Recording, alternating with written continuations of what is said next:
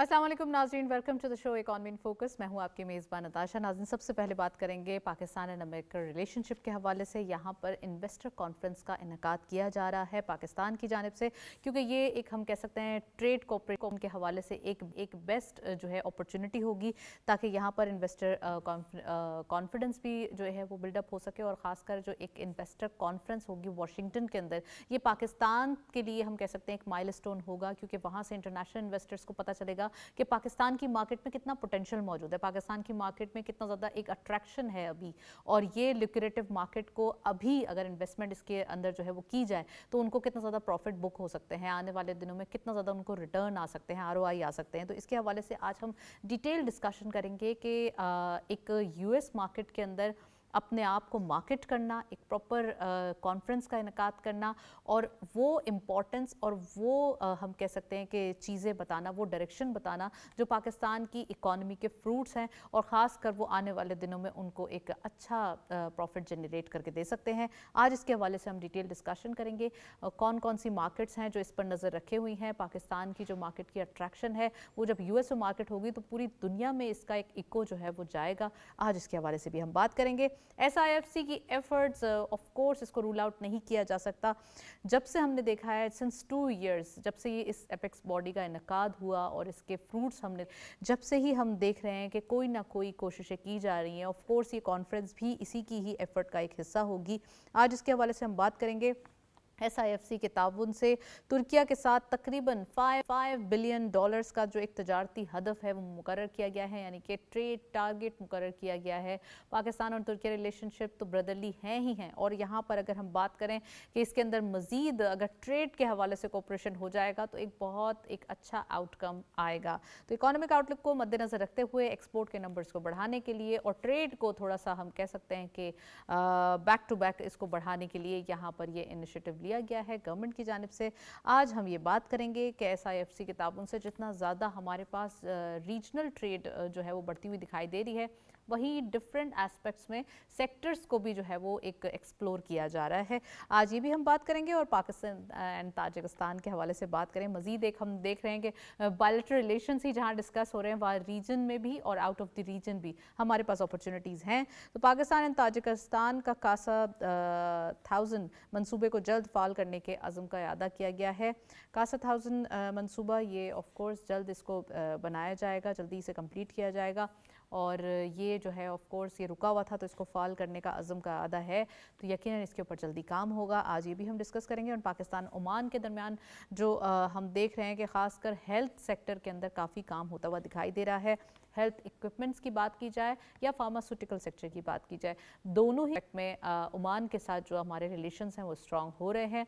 और GCC countries के साथ जहाँ डिफरेंट हमारे अग्रीमेंट एंड MOU साइन हो रहे हैं, वहीं ओमान के साथ भी हमारे ये नए जो एक अपॉर्चुनिटीज़ हैं वो सामने आ रही हैं। आज डिस्कशन करते हैं, हमारे साथ गेस्ट भी मौजूद होंगे। उससे पहले हम एक रिपोर्ट देखते चलते हैं, वापस आते हैं, प्रोग्राम का बाकायदा आगाज़ करते हैं।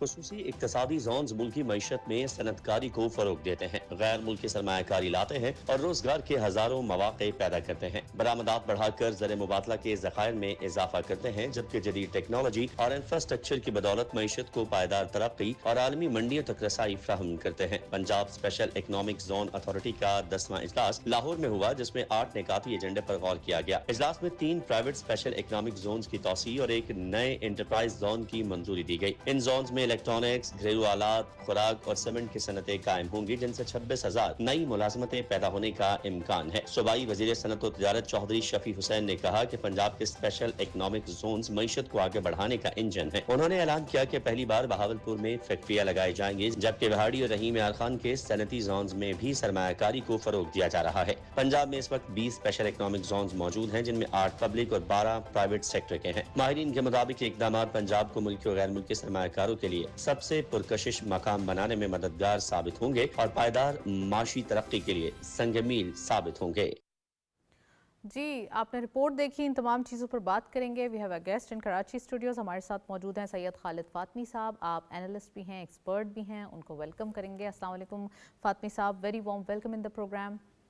सबसे पहले ये बताइएगा फ़ातमी साहब, रिपोर्ट आपने देखी है, क्या कहेंगे? एसईज़ीज़ के हवाले से बात हो रही है, यानी स्पेशल इकोनॉमिक जोन्स के हवाले से बात हो रही है, जिसमें 8 तकरीबन पब्लिक सेक्टर के हैं और 12 प्राइवेट सेक्टर के हैं। कैसा लग रहा है ये एसईज़ीज़ के क़याम और ख़ासकर इसके ऊपर जो एक इकोनॉमी को बूस्टअप मिलता है? हम देख रहे हैं कि सेपैक का जब मंसूबा था तो उसमें भी काफ़ी हद तक इकोनॉमिक जोन्स के हवाले से बात हो रही थी, लेकिन अभी हमने जो पंजाब के अंदर भी एक रेवोल्यूशन देखा है, ख़ासकर स्पेशल इकोनॉमिक जोन्स के हवाले से, ये कितना इंपॉर्टेंट है?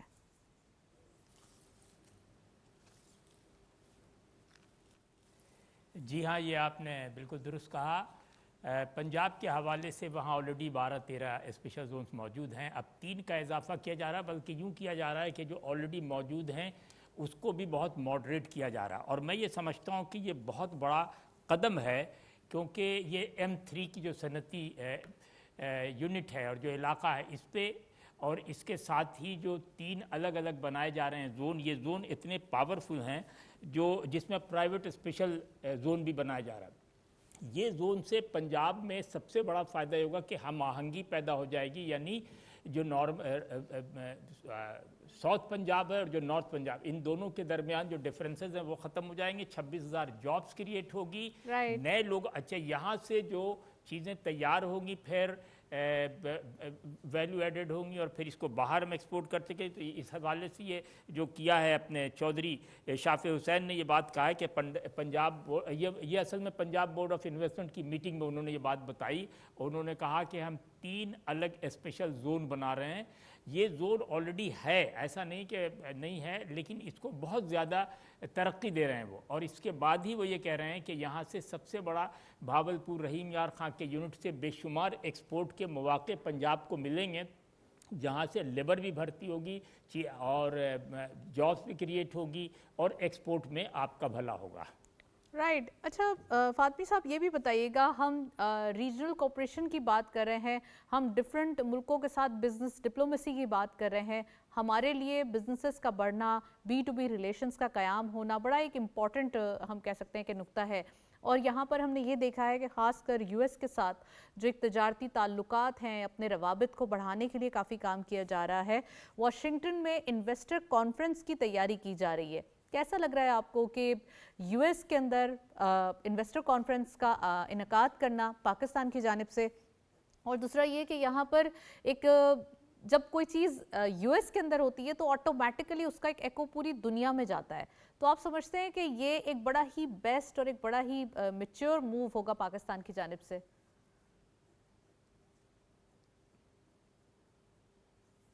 देखिए मैं तो ये कह सकता हूँ कि ये बहुत बड़ा इनकलाबी कदम होगा पाकिस्तान के लिए। हमारे फाइनेंस मिनिस्टर और मोहम्मद औरंगज़ेब साहब ने बाकायदा इसका ऐलान भी किया है कि वो इस पे काम कर रहे हैं वाशिंगटन में, और शायद इसी महीने के एंड में या अक्टूबर के इसी महीने में किसी वक्त आखिरी हफ्ते में वो एक कॉन्फ्रेंस करना चाहते हैं जो सरमायाकारों को और सरमायादारों को बुलाना चाहते हैं इन्वेस्टमेंट के लिए। और उन्होंने बड़ा क्लियरली कहा है कि we are very much lucky कि हमें इस वक्त जो दुनिया के टैरिफ का रेट है उसमें बहुत कम रेट मिला है, हमें दायरा 19 मिला है। राइट। जबकि हमारे सामने जो एशिया के दूसरे ममालिक हैं, एक को छोड़ के उनके भी यही है, इंडिया के तो खैर हमसे बहुत ज़्यादा है। तो अगर इसको हमने नहीं फ़ायदा उठाया, अच्छा दूसरी बात यह कि जब वहाँ वो सरमाएदारों को और सरमायाकारों को बुलाएंगे सरमाएदारी के लिए, तो सबसे बड़ी बात यह है कि जो ऑलरेडी जो सेक्टर्स हैं वो ऑलरेडी अनाउंस सेक्टर है, यानी माइनिंग है, मैन्युफैक्चरिंग है, उसके बाद टेक्नोलॉजी है, उसके बाद पावर है। तो अमेरिकन्स को ये बात पता है। और दूसरी बात ये है कि जो आपको पता है कि ये ऑलरेडी वज़ीर आज़म और आर्मी चीफ़ की जो मुलाकात हुई है वाइट हाउस में, उसके बाद से एक बहुत बड़ी फास्ट तब्दीली, तेज़ तब्दीली आ रही है। और हमें अच्छी तरह पता, पहले भी अमेरिका हमारा सबसे बड़ा बिजनेस पार्टनर रहा है, लेकिन उस पार्टनरशिप और इस पार्टनरशिप में ये फ़र्क है कि अब उनकी तरफ से बहुत सारी बतदरीज दूसरे ममालिक के मुकाबले में जो कंपटीशन था उसमें हमें उन्होंने बहुत ज़्यादा फेवर दिया है, और 19% टैरिफ की वजह से अगर हम चाहें इस वक्त तो उनकी मार्केट में आसानी दाखिल हो सकते हैं। सिर्फ ज़रूरत इस बात की कि हमें अपनी क्वालिटी चेक को बहुत सख्त करना होगा, क्योंकि देखिए अभी भी जो यूरोपीय यूनियन में हमें सबसे बड़े मसाइल आ रहे थे वो क्वालिटी के हवाले से टेक्सटाइल में आ रहे थे। तो अगर तो हमने अपने आप को सही रखा और मॉडर्न टेक्नोलॉजी और मॉडर्न मशीन्स पे अपनी जो है इंडस्ट्रीज रन की, तो आप यकीन करें 2-3-4 साल में पाकिस्तान की शक्ल बदल जाएगी, क्योंकि अमेरिका कोई चीज़ आम चीज़ नहीं है, बहुत बड़ी ताकत है दुनिया की। उसका माइनिंग में पैसे लगाना या उसका पावर में पैसे लगाना या उसका टेक्नोलॉजी में, ख़ास के एग्रीकल्चर टेक्नोलॉजी में अगर हमने उनसे मदद ली तो मैं समझता हूँ पाकिस्तान के लिए बहुत फ़ायदा होगा। और ये बात असल में ब्लूमबर्ग के साथ इंटरव्यू में कही थी वज़ीर ख़जाना साहब ने कि भाई ये हमारा प्रोग्राम, उनके बहुत सारे सवालात के जवाब में उन्होंने बताया कि पाकिस्तान ये चाहता, और इस वक्त उन्होंने ये भी कहा कि हमारी मईशत मुस्तहकम, और IMF से भी जो हमारी 7 अरब की डील है वो भी बिल्कुल सही नहज पे चल रही है, कहीं कोई रुकावट नहीं हुई। जो हमें अदायगी करनी थी वो भी हमने इस साल अदा कर दिया 5 बिलियन, और ये कि अब हम एक प्रॉपर हमवार रास्ते पे हैं जहाँ से हम दुनिया के लोगों को कन्विंस कर सकते हैं। उन्होंने तो ये भी कहा कि जो 13 अरब है वो भी हम अगले साल वापस कर देंगे बॉन्ड की, तो ये अच्छी खुशखबरी है। बड़ी एक वाकई एक गुड न्यूज़ है ये पाकिस्तान के लिए। और SIFC के हवाले से बात करते हैं अगर, तो हम SIFC के एफर्ट्स भी देख रहे हैं। तुर्किया के साथ हमारी जो ट्रेड रिलेशन है वो हम कह सकते हैं उसके टारगेट भी जो है मुकर्रर किए जा रहे हैं। खासकर $5 बिलियन का टारगेट जो है वो रखा गया है तुर्किया के साथ। सिर्फ 1 by 1 हर कंट्री के साथ हम कुछ टारगेट्स अगर रख रहे हैं तो फातमी साहब आपको क्या लगता है कितना हमारे एक्सपोर्ट सेक्टर के अंदर एक इंक्रीज़ आ सकता है? क्योंकि ये एक बहुत ही हम कह सकते हैं कि इमर्जिंग साल होगा हमारे लिए, कि इसमें रिलेशंस के हवाले से चाहे वो बायलैटरल हो या मल्टीलैटरल्स हों, और ख़ासकर इसके अंदर हमने ये भी देखा है कि चीज़ें बेटरमेंट की तरफ आ रही हैं in the means of export, in the means of remittances, और तमाम बिजनेसेस की सूरत हाल बेहतर होती जा रही है।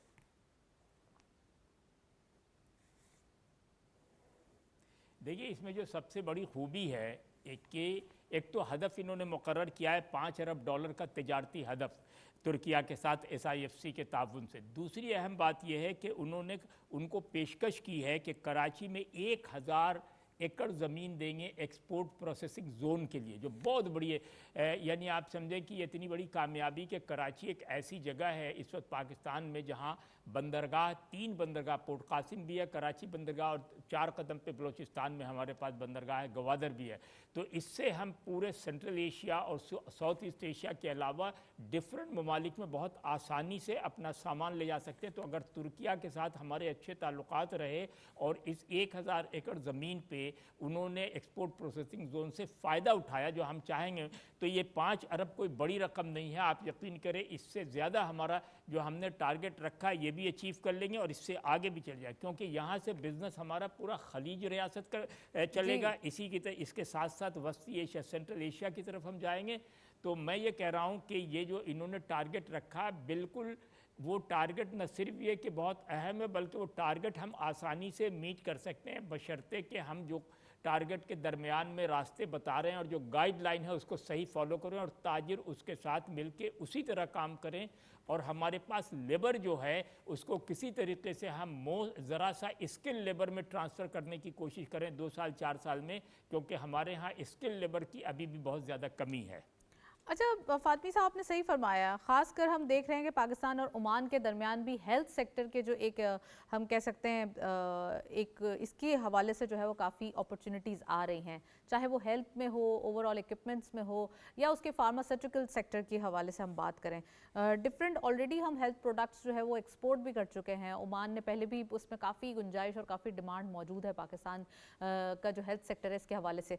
तो आप क्या समझते हैं कि ख़ासकर ये जो एक नया रेवोल्यूशन आ रहा है हेल्थ सेक्टर के अंदर, फार्मास्यूटिकल के हवाले से भी हम कल भी प्रोग्राम में डिस्कशन कर चुके हैं कि एक सेक्टर इसके अंदर एक इमर्जिंग हम कह सकते हैं एक्सपोर्ट के नई अपॉर्चुनिटीज़ पैदा हो रही हैं और पर ईयर एक क्वांटम बढ़ता हुआ दिखाई दे रहा है। तो आप क्या समझते हैं कितना ज़्यादा एक्सपोर्ट बढ़ सकती है, कितना मुतवक्के है इस साल के अंदर और फिर नेक्स्ट 5 ईयर्स में?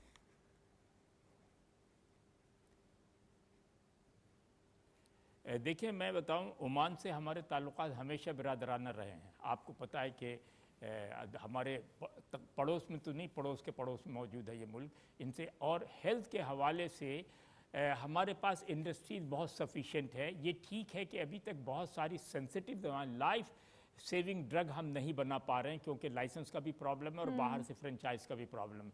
तो बहुत सारी हम लाइफ सेविंग ड्रग्स बाहर से इंपोर्ट कर रहे हैं, लेकिन नॉर्मल ड्रग्स हम बहुत ज़्यादा बना रहे हैं। आम बीमारियों की दवाएं बना रहे हैं, इवन कैंसर की बना रहे हैं, टीबी तो अब कॉमन नहीं है, टाइफाइड की बना रहे हैं, डेंगू की तो ये वो भी दवाएँ हैं जो हम अगर अपने क्वालिटी को मेनटेन करें तो ओमान हमारे लिए बहुत बड़ी मार्केट है, क्योंकि उनके यहाँ सबसे बड़ी खूबी ये है कि पर कैपिटा इनकम बेहतर होने की वजह से उनके यहाँ प्राइस का कोई मसला नहीं है।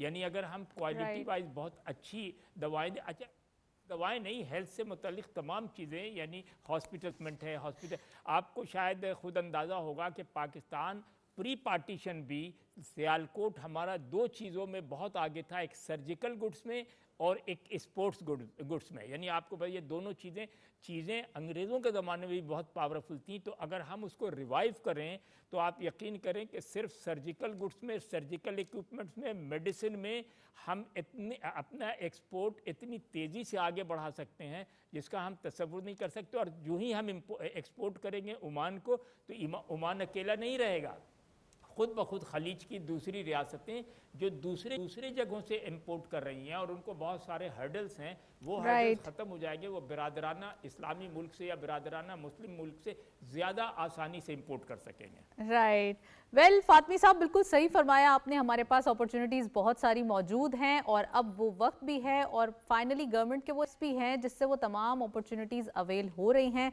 और आने वाले दिनों में इसके फ्रूट्स भी दिखाई देंगे। और इनफैक्ट हम बहुत ज़्यादा ऑप्टिमिस्टिक हैं कि अभी ही हमारे पास काफ़ी सारी चीज़ें आ रही हैं, तो इट्स अ हाई टाइम कि अभी तमाम चीज़ें जो है वो अलाइन हो।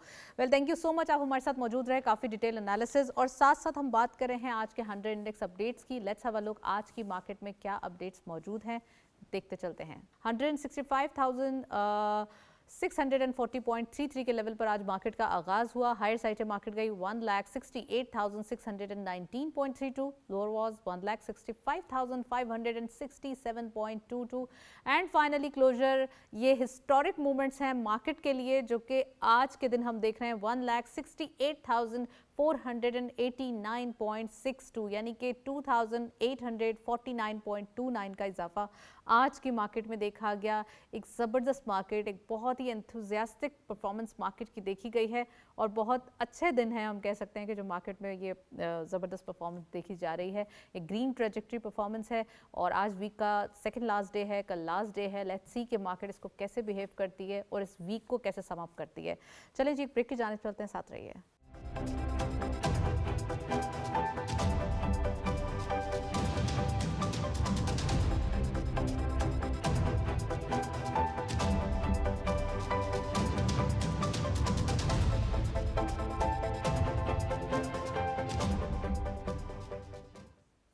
वेलकम बैक नाजरीन। हम बात कर रहे हैं खासकर स्टॉक मार्केट की ही। ऑफ कोर्स हमने ब्रेक से पहले इंडेक्स की पोजीशन भी देखी थी, तो 1,68,000 का लेवल मार्केट ने अचीव किया है। ये एक संग मील है मार्केट के लिए, नया साइकोलॉजिकल बैरियर है। और ख़ासकर हम ये भी देख रहे हैं जो market, of course Pakistan stock exchange best performing market in the world है और साथ साथ इसके अंदर जितने ज़्यादा अभी इन्वेस्टर्स की पार्टिसिपेशन हो रही है, फॉरेन इन्वेस्टर्स आ रहे हैं और उनका जो एक ट्रस्ट है यानी कि जो एक एतमाद है वो पाकिस्तान की मार्केट्स पे, पाकिस्तान की डिफरेंट कंपनीज़ पे बढ़ता हुआ दिखाई दे रहा है। यानी 100 इंडेक्स की जो 100 कंपनीज़ हैं वो ऑफ कोर्स इतनी ज़्यादा उसके ऊपर एक कॉन्फिडेंस बढ़ रहा है जिसकी वजह से डेली बेसिस पे हम ये साइकोलॉजिकल बैरियर भी बढ़ते हुए देख रहे हैं। आज इसके हवाले से हम बात करेंगे मार्केट का डिफरेंट जो एस्पेक्ट है, मार्केट के डिफरेंट जो एक कंपनीज़ हैं और सेक्टर्स हैं, इनको प्रॉपर डायसेक्ट करेंगे, मार्केट के आउटलुक भी पूछेंगे और साथ साथ न्यू इन्वेस्टर्स के लिए अपॉर्चुनिटीज़ भी आज के प्रोग्राम में हम डिस्कस करेंगे।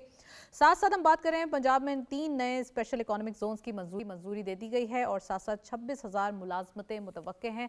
हम देख रहे हैं कि न्यू एम्प्लॉयमेंट जनरेशन के हवाले से बहुत काम किया जा रहा है। यानी कि ये गवर्नमेंट ने आते ही सबसे पहले जो इकोनॉमी के हालात थे उनको दुरुस्त करने के बाद, एक सिमत सीधी करने के बाद सबसे जो एक दूसरा काम है वो ये है कि एम्प्लॉयमेंट जनरेशन का होना। यूथ जो है वो हमारी, उसको एक एम्पावर करना कि वो इस तरीके से या तो एंटरप्रेन्योरशिप की तरफ आए या फिर अपनी एम्प्लॉयमेंट की तरफ आए।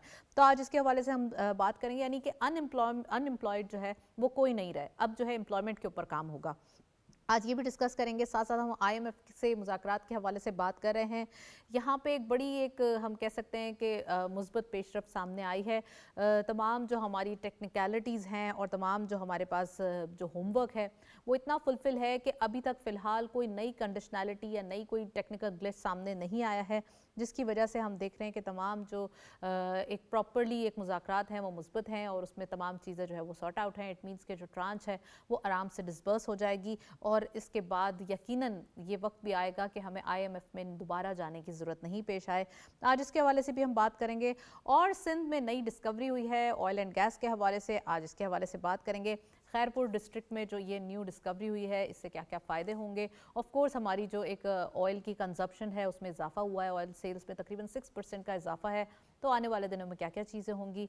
सो we have a guest over Zoom, हमारे साथ मौजूद हैं अफरोज़ अली। आप उनको वेलकम करते हैं। आप कैपिटल मार्केट एक्सपर्ट भी हैं और इकोनॉमिस्ट भी हैं। अस्सलाम वालेकुम Afroz sahab, very warm welcome in the programme. Thank you very much.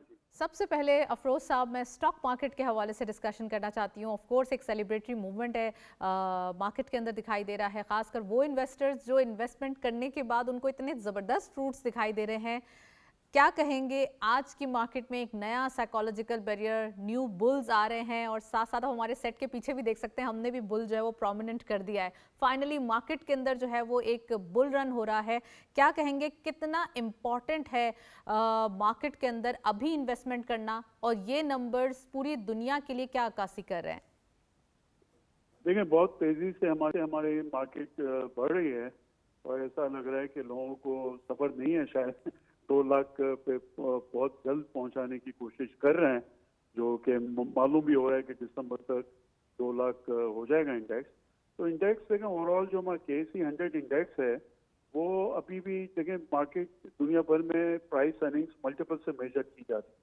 तो प्राइस अर्निंग्स मल्टीपल्स के हिसाब से हमारी मार्केट आज भी 8 की PE पे है। तो अभी भी गुंजाइश, जो मैं समझता हूँ फेयर मार्केट हमारी 10 पे होना चाहिए। तो 25% अपसाइड के अभी भी चांसेस है। तो 2017 में हमारी मार्केट 12 पे चली गई थी, वो थोड़ा ज़्यादा, मैं समझता हूँ 10 इज़ अ फेयर प्राइस। लेकिन अब इसमें इन्वेस्टर्स को ये देखना है, अब 10 की प्राइस अर्निंग्स मल्टीपल पे, अभी भी 8 की प्राइस अर्निंग्स मल्टीपल पे काफ़ी स्टॉक्स है। लेकिन बहुत सारे स्टॉक्स 20 और 30 और 40 पे भी चले गए। तो one has to be careful. Overall KSE 100 index तो 100 कंपनियों का है ना, बाकी 450 कंपनी जो KSE 100 इंडेक्स के अलावा है जी, वो उसका PE देखें तो, क्योंकि वो तो उसका PE का कैलकुलेशन इसमें नहीं आता है ना KSE 100 में, तो वो तो 40 और 50 की PE पे चले गए, तो वो बहुत ज़्यादा ओवर वैल्यूड हो गए। तो इन्वेस्टर्स को ये आई थिंक अपने जहाँ उसका अकाउंट होता है उस पर स्टॉक ब्रोकर को ये पूछना चाहिए कि भाई प्राइस, इसकी अर्निंग्स क्या है, पिछले 5 साल में ये कंपनी ने हर साल क्या कितना कमाया, कितना डिविडेंड दिया।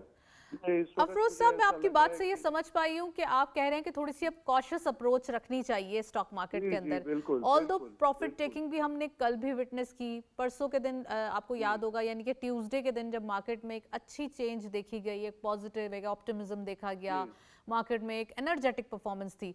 उसके बाद कल के दिन मार्केट ने उसको कंसोलिडेट किया, उन चीज़ों को एब्जॉर्ब किया और आज फिर मार्केट ने कहते हैं ना खुल के खेला। तो 3000 तकरीबन यानी कि 2800 एंड देयर अबाउट पॉइंट्स का इजाफा आज की मार्केट में देखा गया।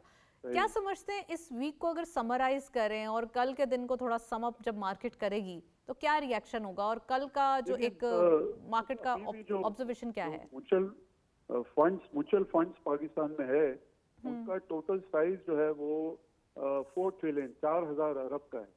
हमारी मार्केट जो फ्री फ्लोट है, जो मार्केट में शेयर जो अवेलेबल है वो 6 ट्रिलियन के है।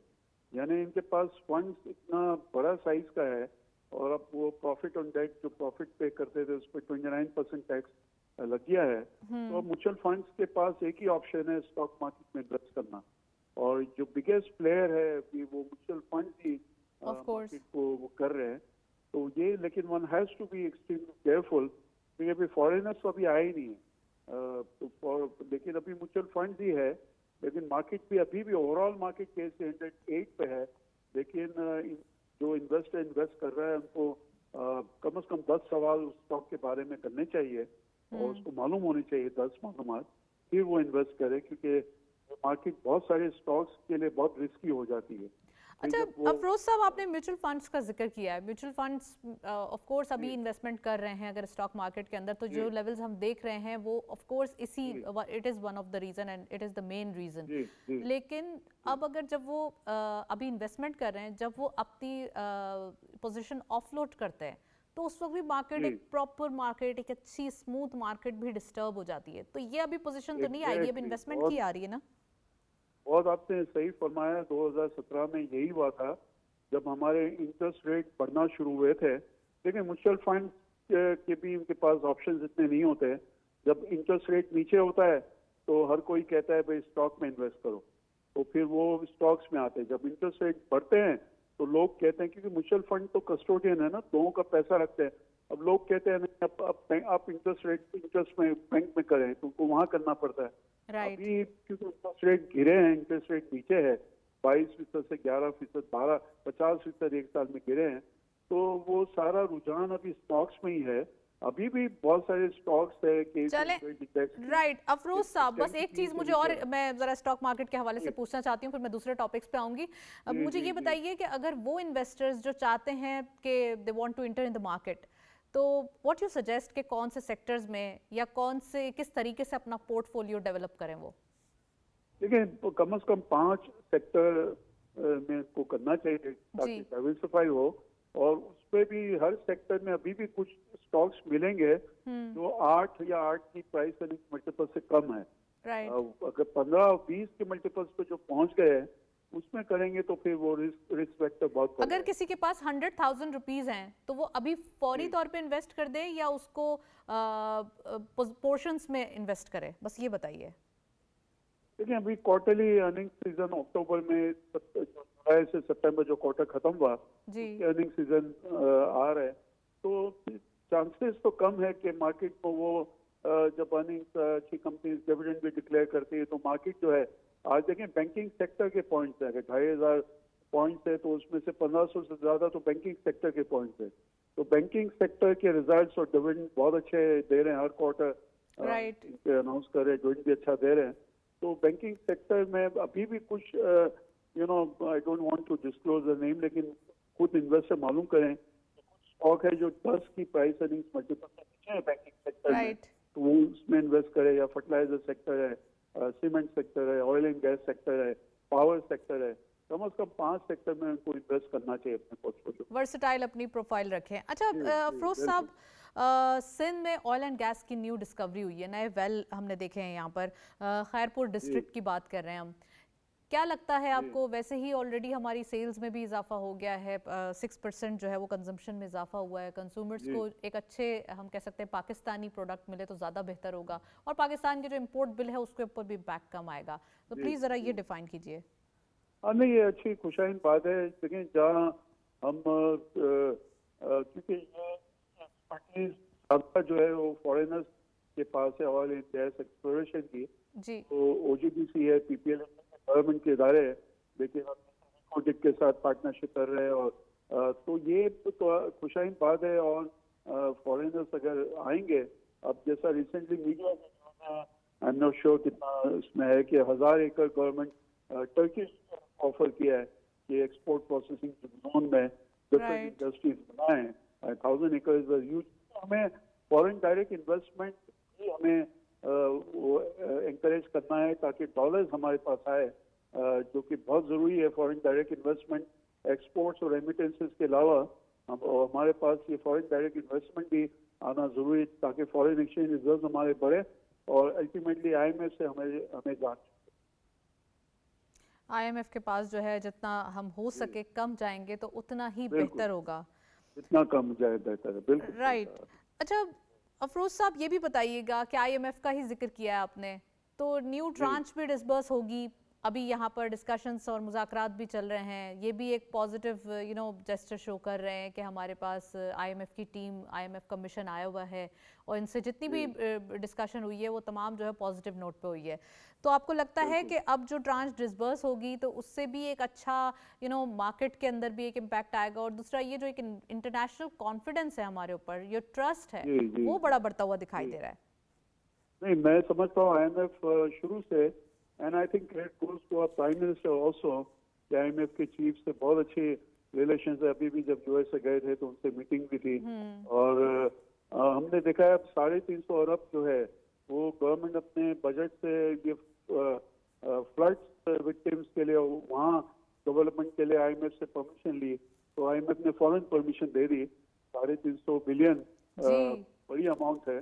तो ये सारी IMF का, तो ये मैं समझता हूँ बहुत आसानी से जो $1 बिलियन हमें मिलना है इंशाल्लाह मिल जाएंगे, क्योंकि बहुत सारी इकोनॉमिक इंडिकेटर्स हमारे बहुत बेहतर हुए हैं जी। पहले हम कहाँ थे और आज कहाँ हैं, आज अल्हम्दुलिल्लाह बहुत बहुत बेहतर, बहुत बेहतर है, और डेली बेसिस पे कोई ना कोई बेटरमेंट की तवक्कुआत बढ़ती जा रही हैं। Well, thank you so much Afroz Wali merchant साहब हमारे साथ रहे, काफ़ी डिटेल एनालिसिस, और हम देख रहे हैं इकोनॉमी की बात करें या स्टॉक मार्केट की पोजीशन को देखें तो आज के दिन दोनों ही बेटरमेंट की तरफ दिखाई दे रही हैं। और स्टॉक मार्केट जो है वो, अगर ऐसा नहीं है कि अगर मार्केट में थोड़ा सा डिक्लाइनिंग नोट आता है इट डजंट मीन कि मार्केट में शैटर हो गई या कोई मसला हो गया। इसका मतलब ये होता है कि मार्केट इसको एब्जॉर्ब कर रही है, कंसोलिडेट कर रही है, उस साइकोलॉजिकल बैरियर पे कंसोलिडेशन के बाद वो आगे मूव करेगी। तो ये एक मार्केट का फिनोमेना होता है जिसको मार्केट एक टैकल करके फिर आगे बढ़ती है। वेल, डिटेल डिस्कशन तो हम कर चुके हैं स्टॉक मार्केट के हवाले से। कमोडिटीज़ देखते चलते हैं इंटरनेशनली और लोकली क्या अपडेट्स मौजूद है हमारे पास। लेट्स हैव अ लुक जी। गोल्ड के पर तोला प्राइस 4,09,047 रुपीज़। आज के दिन फिर गोल्ड की प्राइसेस जो है वो थोड़ी सी बढ़ चुकी हैं। गोल्ड पर 10 ग्राम जो है वो लोकल मार्केट में ये रेट्स हैं दोनों 3,51,064 रुपीज़। दोनों ही आप देख सकते हैं कल के दिन थोड़े कम थे, यानी कि कल 10 ग्राम जो है वो 348 था, 3,48,000 and there about, and gold की पर तोला थी 4,05,000 और आज बढ़ चुकी है। International gold at pound $3,867.26, oil WTI पर बैरल $61.53, ऑयल ब्रेंट क्रूड पर बैरल $65.07। ऑयल प्राइसेस में भी माइनर सा इजाफा देखा गया है, whereas international gold prices का इम्पैक्ट डायरेक्टली लोकल मार्केट पे आ रहा है। ये हमारी मार्केट का नहीं बल्कि एक इंटरनेशनल इम्पैक्ट है जो गोल्ड के ऊपर डेली बेसिस पे प्राइसेस के ऊपर आ रहा है। करेंसी अपडेट्स भी देखते हैं आज की मार्केट में क्या अपडेट्स हैं। सबसे पहले यूरो बाइंग रही 329.96 rupees, selling was 330.55। UK pound buying रही 378.96, selling was 379.64। US dollar buying रही 281.2, selling was 281.7, and Chinese yuan buying रही 39.43, सेलिंग वॉज 39.5।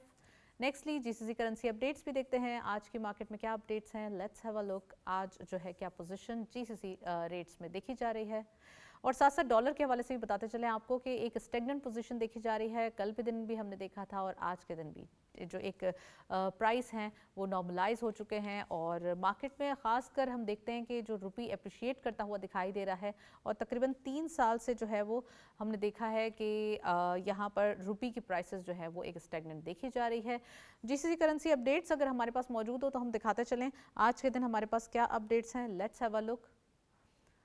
सऊदी रियाल सबसे पहले बाइंग रही 74.98 rupees, selling was 75.12। UAE dirham buying at 76.58 rupees, selling was 76.71। This is Qatari riyal buying रही 77.53 and selling was 77.67, क्योंकि Omani riyal जो है वो 700 से भी ज़्यादा की एक इसकी अमाउंट है। एंड लास्टली कुवैती दिनार बाइंग रही 920.73, सेलिंग वाज 922.37।